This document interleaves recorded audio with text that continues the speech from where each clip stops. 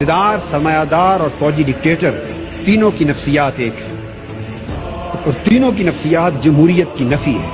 تینوں کی نفسیات جمہوریت کی نفی پر قائم ہے. جاگیردار اس کا براٹ اپ ایسے ماحول میں ہوا ہے، اس کی نفسیات نے نشو و نما ایسے ماحول میں پائی ہے کہ اس نے جس بیٹی کو پسند کیا اس کو اٹھا لیا. اسے قوم کی بیٹی کی عزت، اپنی بیٹی کی عزت دکھائی نہیں دیتی. جس نے سر اٹھایا اسی کی چوری کروا دی، اسی کو اغوا کروا دیا، قتل کروا دیا. وہ جاگیردار جس کی نفسیات اس ماحول میں بنی ہے، جب وہ پورے ملک کا اقتدار لیتا ہے تو وہ پورے ملک کو اپنی جاگیر کے طور پہ چلانا چاہتا ہے. سرمایہ دار اس کی نفسیات یہ ہے، وہ پورے ملک کو اپنی انڈسٹری کے طور پر اور فاؤنڈری کے طور پہ چلانا چاہتا ہے، پورے ملک کو انڈسٹری بنانا چاہتا ہے. اس لیے کہ سرمایہ دار نے پوری زندگی ایک ہی سبق سیکھا ہے، ایک ہی سبق سیکھا ہے کہ دنیا کا کوئی کام پیسے کے بغیر نہیں ہوتا اور کوئی کام ایسا نہیں جو پیسہ لگائیں تو ہو نہ سکے. ایک ہی اصول ہے اس میں.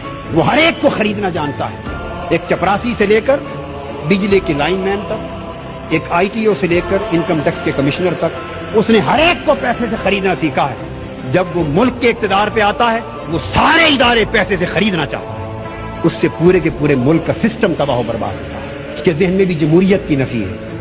اور فوجی ڈکٹیٹر اس نے بھی زندگی پر ایک ہی بات سیکھی ہے کہ جو حکم دوں آگے نو کی کسی کو جرأت نہ ہو.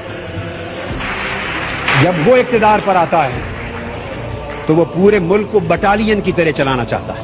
48 سال میں ملک کی زمان اقتدار بدل کے ان 3 طبقات میں رہی. یہی وجہ ہے کہ چہرے ہی بدلتے رہے ہیں. نظام نہ بدلنا تھا نہ بدل سکا اور نہ بدلے گا جب تک اقتدار کی کرسیوں پر جاگیردار، سرمایہ دار، وڈیرے قابض ہیں.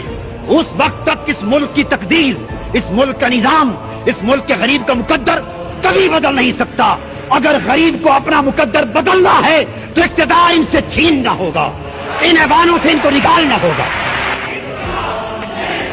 انقلاب نعروں سے بھی نہیں آئے گا. انقلاب خون مانگتا ہے، خون مانگتا ہے. انقلاب قربانیاں مانگتا ہے.